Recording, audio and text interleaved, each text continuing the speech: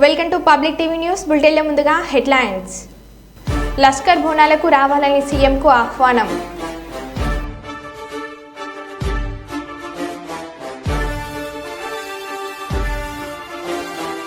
Gulf board ఏర్పాటు చేసి 500 కోట్ల బడ్జెట్ కేటాయించాలి.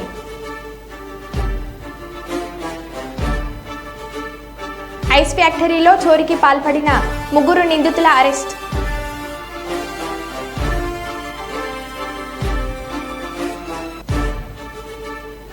నాలుగు రోజుల పాటు కుప్పంలో పర్యటించనున్న నారా భువనేశ్వరి. బీడీ కార్మికుల రాష్ట్ర సమన్వయ కమిటీ సమావేశం జయప్రదం చేయండి. సిఐటియు జిల్లా కార్యదర్శి ఎండి అంజిబాబు. మంచిర్యాల జిల్లాను గంజాయి రహిత జిల్లాగా తీర్చిదిద్దుదాం. Ramagundam police commissioner M Srinivas IPS.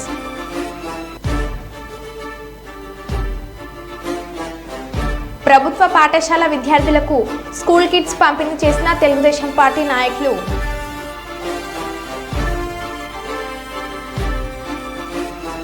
ఇక వివరాల్లోకి వెళ్తే, రామగుండం పోలీస్ కమిషనరేట్ మంచిర్యాల జిల్లాను గంజాయి రహిత జిల్లాగా తీర్చిదిద్దుటకు M Srinivas IPS commissioner of police Ramagundam ఆదేశాల మేరకు శ్రీ ఎగ్గడి భాస్కర్ డీసీపీ మంచిర్యాల జిల్లాలో స్పెషల్ టీంను స్థాపించడం జరిగింది. ఇట్టి టీం జిల్లా వ్యాప్తంగా సంచరిస్తూ గంజాయి రవాణా మరియు అమ్మకంపై ప్రత్యేక నిఘా ఉంచి నేరస్తులను పట్టుకొని గంజాయి రవాణాను నిరోధించుటకు కృషి చేస్తుంది. దీనిలో భాగంగా మందమరిలో గంజాయి తాగుతూ పట్టుబడిన 4 యువకులలో ఒకరు ఐటీఐ చదువుకొని పూర్తి చేసుకుని సింగరేణిలో ఉద్యోగం చేయుటకు ప్రయత్నాలు చేస్తున్నారు. ఇంకొక వ్యక్తి ఐటీఐ చదువుతున్నాడు.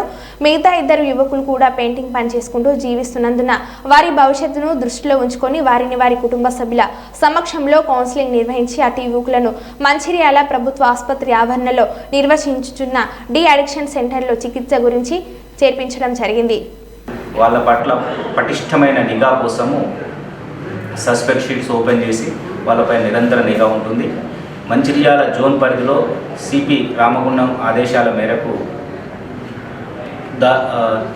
గాంజా మీద స్పెషల్ డ్రైవ్ కోసము ప్రత్యేకమైన టీములు ఏర్పాటు చేయడం జరిగింది. దానిలో భాగంగానే గత 10 రోజుల్లో బెల్లంపల్లిలో కొంతమంది చంద్రాపూర్కు వెళ్ళి తీసుకొచ్చిన నేరస్తుల్ని అరెస్ట్ చేసినాము. తర్వాత మందమరిలో కూడా ఒక లేడీ అక్యూజ్డ్ ఇంట్లో ఉండి యువతకు 200-300 రూపాయల కోసము గాంజాయి ప్యాకెట్లు అమ్మే వాళ్ళని కూడా అరెస్ట్ చేయడం జరిగింది. దానిలో భాగంగా కొంతమంది గాంజాయి తాగే యువకులు ఈరోజు 4-5 యువకులు ఒక దగ్గర గాంజాయి తాగుతున్నారని సమాచారం కోసం స్పెషల్ టీం వెళ్ళి వాళ్ళని పట్టుకొని మందమరి పోలీస్ స్టేషన్ తీసుకురావడం జరిగింది. వాళ్ళు మెయిన్ యువకులు, చదువుకుంటున్న వాళ్ళు, మంచి భవిష్యత్తు ఉన్న వాళ్ళు, చెడు సావత్సంతో చెడుతోటి పెడదోవ బట్టి వాళ్ళ యొక్క బంగారు భవిష్యత్తును ఆగం చేసుకుంటున్నారు. వాళ్ళ తల్లిదండ్రులను పిలిపించి వాళ్ళ కౌన్సిలింగ్ ఇచ్చినాము. మొదటిసారి వాళ్ళు దొరికినారు కాబట్టి డి అడిక్షన్ సెంటర్కి పంపిస్తున్నాము. బైండ్ ఓవర్ కూడా చేస్తున్నాము. మంచిర్యాల జిల్లా ప్రజలకు విజ్ఞప్తి ఏమిటంటే, ముఖ్యంగా మీ యొక్క పిల్లలు కానీ, మీ కుటుంబ సభ్యులు కానీ, మీ దగ్గర వాళ్ళు కానీ గంజాయి, ముఖ్యంగా గంజాయి అనే డ్రగ్ను ఎవరైనా తాగుతున్నట్లు అనిపించినా, వాళ్ళు వినియోగిస్తున్న, మీకు కేవలం అనుమానం ఉన్నా కానీ పోలీసుకు సమాచారం ఇవ్వండి. మీరు ఇచ్చిన సమాచారాన్ని గోప్యంగా ఉంచుతాము. మీ పిల్లల పట్ల ఎలాంటి క్రిమినల్ కేసులు కూడా పెట్టము. అంటే యువత వాళ్ళ యొక్క సహవాస దోషం వల్లనో, పక్కోడి యొక్క ప్రోద్బలంతోటో, లేకపోతే ఉత్సాహంతోటో గాంజాని సేవిస్తుంటారు. అది మీకు తల్లిదండ్రులు అందరికీ తెలుస్తుంది, ఖచ్చితంగా తెలుస్తుంది. వాడు లేట్గా రావడము, లేకపోతే ఫ్రెండ్స్ తోటే ఉండడము, డబ్బులు ఎక్కువ డిమాండ్ చేయడము, నిద్రమత్తులో ఉండడము, టాటూస్ వేయించుకోవడము, ఇట్లాంటి విపరీతమైన ప్రవర్తన ఉంటుంది. వాళ్ళని మీరు గుర్తించి మాకు సమాచారం ఇవ్వండి. మీరు చెప్తే వినరు అనుకుంటే మాకు ఇవ్వండి. ఎట్టి పరిస్థితుల్లో వాళ్ళ మీద గంజాయిని ఫస్ట్ టైం తాగిన వాళ్ళ మీద కేసు ఏం కట్టము. కానీ వాళ్ళని మార్పు కోసము మంచిర్యాల జిల్లా హాస్పిటల్లో ఉన్న డి అడిక్షన్ సెంటర్కి పంపి వాళ్ళని గంజాయి నుంచి బయటికి తీసుకొస్తాము. గాంజాయి వాళ్ళకి ఎవరైతే సప్లై చేస్తున్నారో వాళ్ళ పట్ల కఠినమైన చర్యలు తీసుకొని క్రిమినల్ కేసు పెడతాము. మా ఉద్దేశము గంజాయి రహిత మంచిర్యాల జిల్లాగా ఏర్పాటు చేయాలి. అదే సమయంలో గంజాయికి అలవాటు పడ్డ యువతని దాని మహమ్మారి నుంచి బయటికి తీసుకొచ్చి వాళ్ళని మంచి పౌరులుగా తీయడమే తప్ప వాళ్ళని శిక్షించడం కాదు. కాబట్టి తల్లిదండ్రులు మీ అపోహను వీడండి. పోలీసుకు చెప్తే మీ అబ్బాయి మీద క్రిమినల్ కేసు అవుతుంది, జైలుకు పంపిస్తారు కాబట్టి చాలామంది ముందుకు రావట్లేదు. మేము పట్టుకుంటే కేసులు చేస్తుంటాము. మీరే ముందుకు వచ్చి మా అబ్బాయి కానీ మా కుటుంబ సభ్యుడు కానీ అనుమానం ఉంది ఒకసారి చూడండి అంటే మేము ఇమీడియట్లీ కాకుండా పోలీసు పద్ధతుల్లో విచారించి నిజంగా అతను గాంజాయికి అటు ఇటు అలవాటు అయితే మీకు చెప్తాము. మీ సమక్షంలోనే హాస్పిటల్కి పంపించేసి డీఅడిక్షన్ సెంటర్లో క్లీన్ చేస్తాము. కాబట్టి పోలీసుకు సహకరించవలసిందిగా ప్రజలకు విజ్ఞప్తి చేస్తున్నాను. ఈ నెల 21వ తేదీన కార్మిక భవన్లో AP beedi and cigar workers union రాష్ట్ర సమన్వయ కమిటీ సమావేశం జరుగుతుందని సిఐటియు జిల్లా కార్యదర్శి అంజుబాబు తెలిపారు. ఈరోజు కార్మిక భవన్లో సిఐటియు సమావేశం ఎస్ ఇక్బల్ అధ్యక్షతన జరిగింది. ఈ సందర్భంగా సిఐటియు జిల్లా అధ్యక్ష కార్యదర్శులు పిఎస్ రాధాకృష్ణ, ఎండి అంజుబాబు మాట్లాడుతూ బీడీ కార్మికుల సమస్యలను చర్చించడం కోసం బీడీ అండ్ సిగర్స్ వర్కర్స్ యూనియన్ రాష్ట్ర సమన్వయ కమిటీ సమావేశం కర్నూలులోని కార్మిక కర్షక భవన్లో నిర్వహిస్తున్నామని తెలిపారు. ఈ సమావేశానికి రాష్ట్రంలోని అన్ని జిల్లాల నుంచి ప్రతినిధులు హాజరవుతున్నారని తెలిపారు. రాష్ట్రంలో బీడీ కార్మికులకు అనేక సమస్యలు ఉన్నాయని, కార్మికులకు కనీస వేతనాలు ఇవ్వాలని, ఈ సిఎస్ఐ పిఎస్ సౌకర్యం కల్పించాలని, కార్మికుల పిల్లలకు స్కాలర్షిప్ సౌకర్యం కల్పించాలని ఇలాంటి అనేక సమస్యలను చర్చించి భవిష్యత్తులో వీటి పరిష్కారం కోసం పోరాటాలు నిర్వహించేందుకు సమావేశం ఏర్పాటు చేస్తున్నట్లు ఆయన తెలిపారు. చర్యలు తీసుకోవడం లేదు కాబట్టి ఈ సమస్యల మీద ఈ సమావేశంలో చర్చించడం అనేటువంటిది జరుగుతుంది. రాబో కాలంలో ఈ సమస్యల పరిష్కారానికి చేయాల్సినటువంటి ఆందోళనలు కూడా ఈ సమావేశంలో రూపొందించడం జరుగుతుంది. ఈ సమావేశానికి జిల్లాలో రాష్ట్రంలోని ఇతర జిల్లాల నుంచి కూడా హాజరవుతారు. కర్నూలు నగరంలో కూడా ప్రధానంగా బీడీ కార్మికులు ఈ సమావేశంలో పాల్గొనాలని చెప్పి ఈ సందర్భంగా కోరుతున్నాం. ఈ సమావేశాన్ని జయప్రదం చేయాల్సిందిగా అందరికీ కోరుతున్నాం. కేసముద్రం మండలం సబ్స్టేషన్ తండా జీపీలో గల దుర్గమ్మ ఆలయంలో రాత్రి దొంగలు పడి అమ్మవారి వెండి కిరీటం, హుండీ పగలగొట్టి కానుక డబ్బులను అపహరించారు.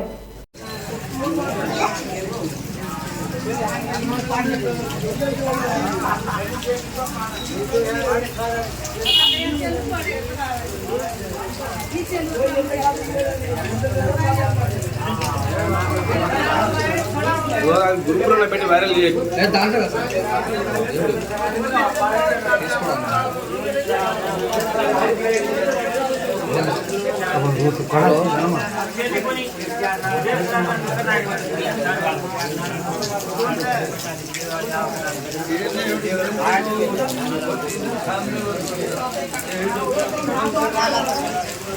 జిల్లా కేంద్రంలోని పాత మంచిర్యాలలో ఉన్న నరసింహ ఐస్ ఫ్యాక్టరీలో చోరీకి పాల్పడిన ముగ్గురిని శుక్రవారం అరెస్ట్ చేసిన ఇన్స్పెక్టర్లు బన్సిల్లాల్ తెలిపారు. మహాలివాడకు చెందిన నిందితులు కుల్కుంట్ల ఖాజా, మొహమ్మద్ అబ్బాస్, కలకంట్ల శివాను అరెస్ట్ చేసి ఐస్ ఫ్యాక్టరీలో చోరీ చేసిన 2,50,000 విలువ చేసే 500 మీటర్ల కేబుల్ వైర్, 6 ఎలక్ట్రిక్ మోటార్లు, 2 మెర్సిబుల్ పైప్లు స్వాధీనం చేసుకున్నట్లు పేర్కొన్నారు.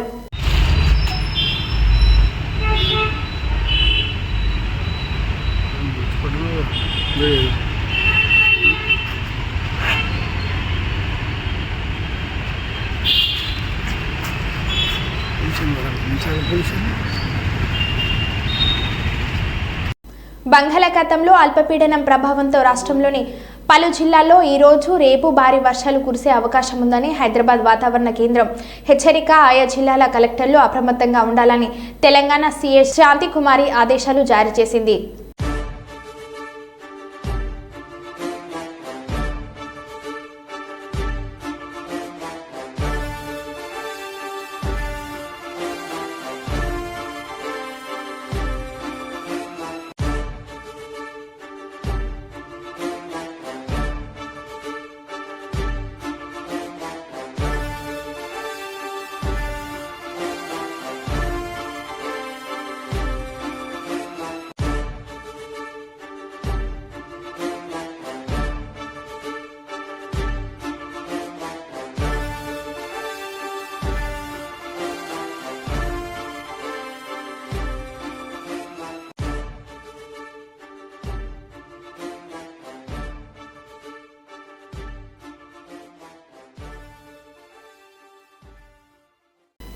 సచివాలయంలోని సీఎం రేవంత్ రెడ్డిని సికింద్రాబాద్ మహంకాళి ఆలయ అర్చకులు ఎంపీ అనిల్ కుమార్ యాదవ్, దేవాదాయ శాఖ ప్రిన్సిపల్ సెక్రటరీ శైలజ శుక్రవారం కలిశారు.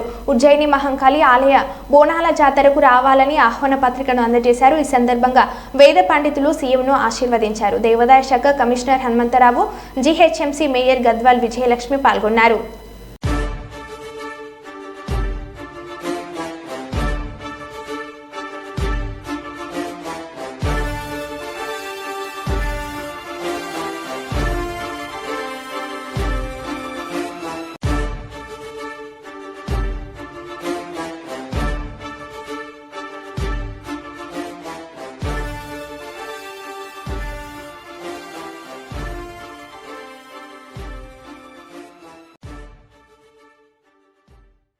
తెలంగాణ నయాగారగా పేరుగాంచిన బొగోత జలపాతానికి పోటెత్తిన వరద. ములుగు ఎగువ ప్రాంతాల్లో కురుస్తున్న భారీ వర్షాలకి బొగోత జలపాతాల వద్ద అత్యంత ప్రమాదకరంగా వరద ప్రవహిస్తుంది.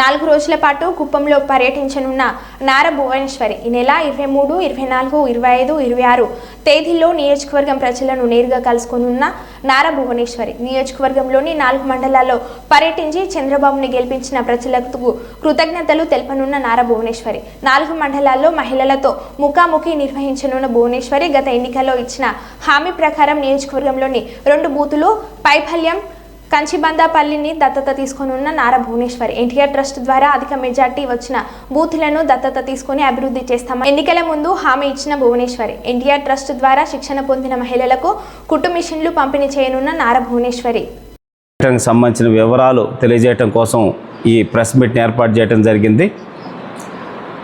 భువనేశ్వర్ గారు ఎలక్షన్ ముందు వచ్చి కూడా ఇక్కడ చంద్రబాబు నాయుడు గారి తరఫున క్యాంపెయిన్ చేయడం జరిగింది.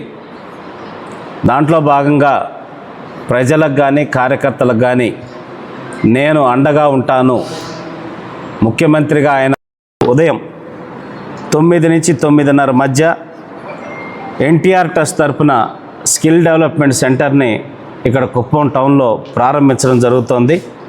దాంట్లో మహిళలకి రకరకాల అంశాల మీద అది కుట్టు శిక్షణకు సంబంధించిన కేంద్రం ఆల్రెడీ ప్రారంభమై ఉంది. అదే కాకుండా ఇంకా కొత్త అంశాల మీద వాళ్ళకి శిక్షణ ఇచ్చి లోన్స్ ఇప్పించి ఉపాధి కల్పించే విధంగా కూడా ఆ స్కిల్ డెవలప్మెంట్ సెంటర్ పనిచేస్తుందనేది మీ అందరూ కూడా తెలియజేస్తున్నాం.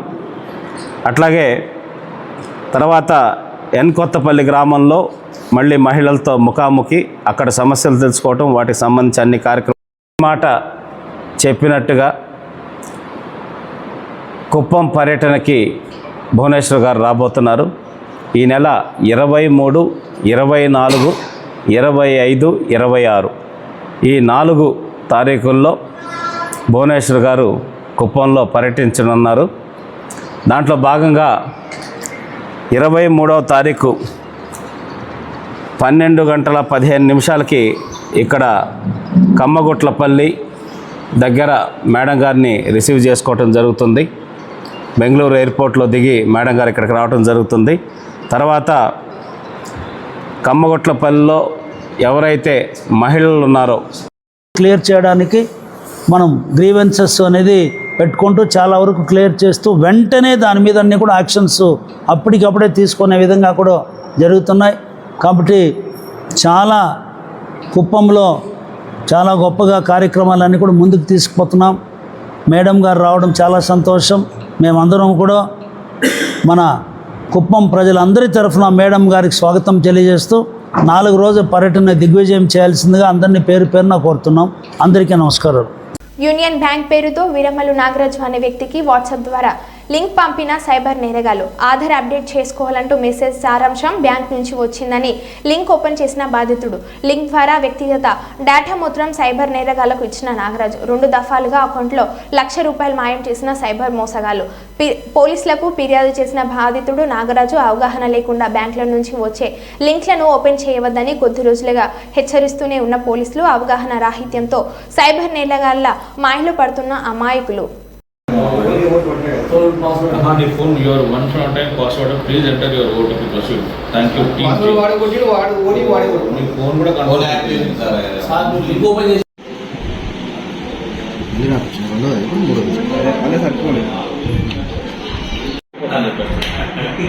వీడియో కాల్ చేస్తారు. తర్వాత వీడియో కాల్ రికార్డ్ చేసుకుంటారు.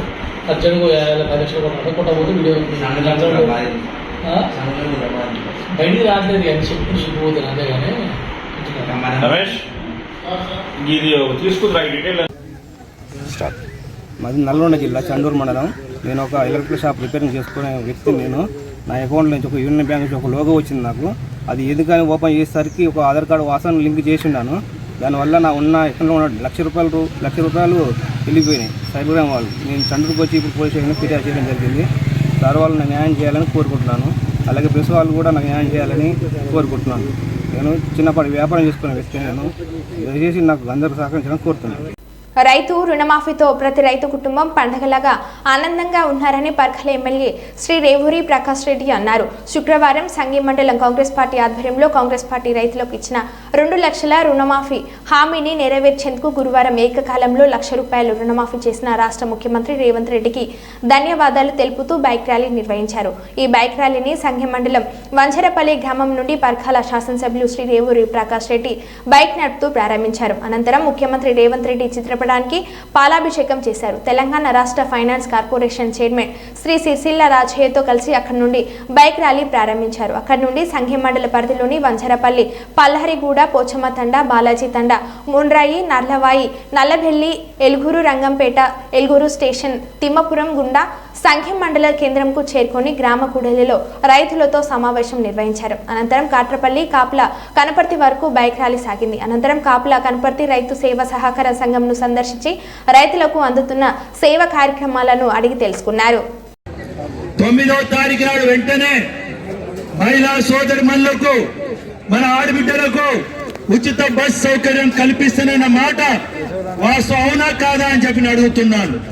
కల్పించిన మాట వాస్తవం అవునా కాదా అని చెప్పి నేను అడుగుతున్నాను. మరి కల్పించడం వల్ల ఇవాళ మనం చూస్తే రమారమిగా 62 కోట్ల మంది మహిళా సోదరుమణులు, 60 అంటే మనకు 4 కోట్ల జనాభా కదా, 62 కోట్ల అని అంటే వాళ్ళు ప్రయాణం చేసిన సంఖ్య. ప్రతి నెల లక్షలలో ప్రయాణం చేస్తున్నారు. ఇప్పటి వరకు ఒక్కొక్క మహిళా సోదరిమణి కూడా 3-4 సార్లు కూడా బస్సు ఉచిత ప్రయాణం చేయడం జరిగింది. వాళ్ళకి ఇవాళ ఆర్టీసీకి వచ్చి 2,143 కోట్లు చెల్లించడం జరిగింది. ఆర్టీసీ ఉచితంగా తిప్పడంలో ప్రభుత్వం ఈ పైసలు చెల్లిస్తున్నది. అదే విధంగా చూస్తున్నాం, ఇవాళ మనం గ్యాస్ సిలిండర్లు ₹500 ఇస్తానన్నాం. ఇప్పటి వరకు చూస్తే 56,46,808 గ్యాస్ సిలిండర్లకు ₹500 గాను మరి మిగిలిన పైసలు 640 కోట్లు. ఒకసారి మీరు ఆలోచించాలి, ఇంత కష్టకాలంలో కూడా ఇచ్చిన వాగ్దానం నెరవేర్చడానికి 640 కోట్లు చెల్లించిన విషయాన్ని మీ దృష్టికి తీసుకొస్తున్నాం. అదే కాకుండా ఇవాళ మనం చూస్తున్నాం, మీ అందరికీ తెల్ల రేషన్ కార్డు ఉన్న వాళ్ళందరికీ 200 యూనిట్ల కరెంటు ఉచితంగా ఇస్తున్న మాట వాస్తవం అవునా కాదా అని చెప్పి అడుగుతున్నా. ఇప్పటి వరకు చూస్తే 45,92,984 మందికి ఈ 200 ఉచిత కరెంటు బిల్లులు ప్రభుత్వ పరంగా 640 కోట్లు ఈ ప్రభుత్వం చెల్లించడం జరిగింది. అదే కాకుండా చూస్తే ఆరోగ్యశ్రీ విషయంలో ఎవరైతే అత్యవసరమైన వైద్య సౌకర్యాలు కావాలో, వైద్య సేవలు అవసరం ఉన్న వాళ్ళకు కూడా ఇప్పటికి 125 కోట్లు ఈ ప్రభుత్వం చెల్లించడం జరిగింది. అదేవిధంగా కళ్యాణ లక్ష్మి చెల్లిస్తున్నాం ఇవాళ. అదే కాకుండా మనం చూస్తే పాఠశాలల మరామతులు కూడా చేపట్టినాం. 283 కోట్లు ఇప్పటి వరకు మనం చెల్లించడం జరిగింది. అదే కాకుండా రైతులకు సంబంధించి రైతు భరోసా కింద ఈ కాలంలో 7,625 కోట్లు చెల్లించింది ఈ ప్రభుత్వం. ఇవన్నీ ఎందుకు చెప్తున్నామంటే ఇన్ని అప్పులుండి ఇంత ఇబ్బందికరమైన పరిస్థితులున్నా ఇచ్చిన మాట నెరవేర్చాలని చెప్పి ప్రయత్నం చేస్తున్న పార్టీ కాంగ్రెస్ పార్టీ. ఇచ్చిన మాట తప్పకుండా మడమ తిప్పకుండా ఎన్ని ఇబ్బందులు వచ్చినా కష్టం వచ్చినా ఇవాళ ఈ కార్యక్రమాలు నిర్వర్తిస్తుంది ప్రభుత్వం. ఇవాళ మీరే మా పాలకులు, ప్రజలే మా యొక్క నాయకులు. మరి అలాంటి విషయాలు ప్రజలు రాష్ట్ర ప్రభుత్వం చేస్తున్న కార్యక్రమాలు ప్రజలకు చెప్పవలసిన బాధ్యత మా మీద ఉన్నది. అందులోంచే ఈ మోటార్ సైకిల్ ర్యాలీ ద్వారా, అదేవిధంగా గ్రామ సభల ద్వారా ప్రభుత్వం ఏం చేస్తున్నది, ఎన్ని ఇబ్బందులు పడుతున్నా మనం గ్రామాలలో అంటాం, అరే ఏ మాట కామాట చెప్పాలి రా భయ్, ఆ పిల్ల మొగలిద్దరి కడుపు కట్టుకొని పొట్ట మార్చుకొని బిడ్డలకు చదువు చెప్పిస్తానని అంటాం. ఇవాళ మన ముఖ్యమంత్రి గారు కూడా సక్రమంగా నిద్ర లేకుండా బట్టి విక్రమార్క గారు ఎక్కడ ఒక రూపాయి కూడా వృధా కాకుండా ఎంతో జాగ్రత్తగా ఆయన అప్పుడు అన్నాడు, తెలంగాణ వస్తే కాపల కుక్కలాగా ఉంటానన్నాడు. తెలంగాణ వచ్చింది గుడ్డిగాడు గొట్టిగాడ నక్కలాగా దోచుక తిన్నాడు. కానీ వాళ్ళ కాపల కుక్క కాదు, ఒక రక్షకుడిలాగా రేవంత్ రెడ్డి గారు, బట్టి విక్రమార్క గారు ప్రతి రూపాయి జాగ్రత్తగా ఖర్చు పెట్టుకుంటూ ఇచ్చిన వాగ్దానాలు నెరవేర్చడానికి కృషి చేస్తున్నారు.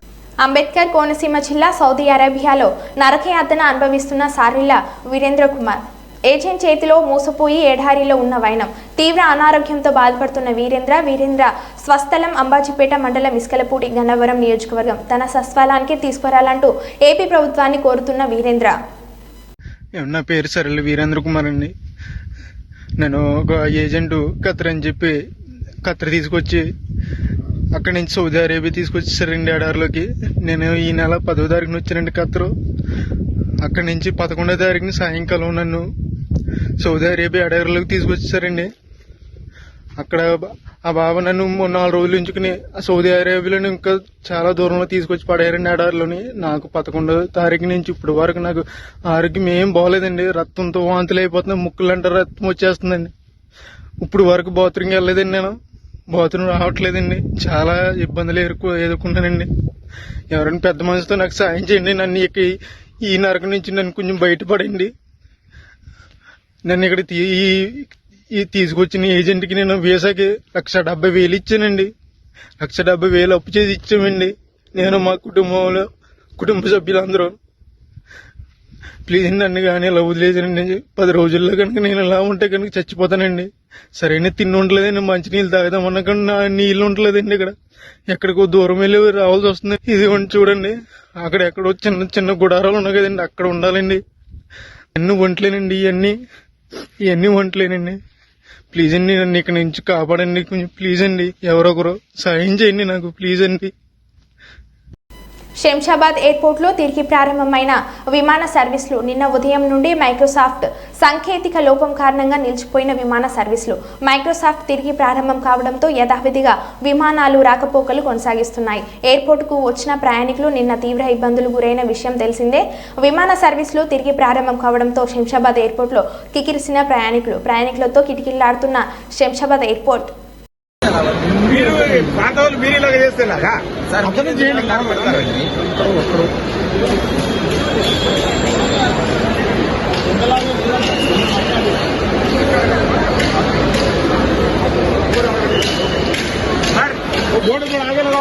బోర్డు అక్కడ పెట్టేస్తే అయిపోయేదానికి ఎందుకు ఇంత కథలు తెగుతున్నారబ్బా?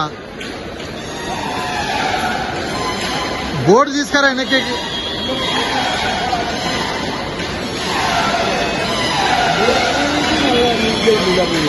ఇట్రా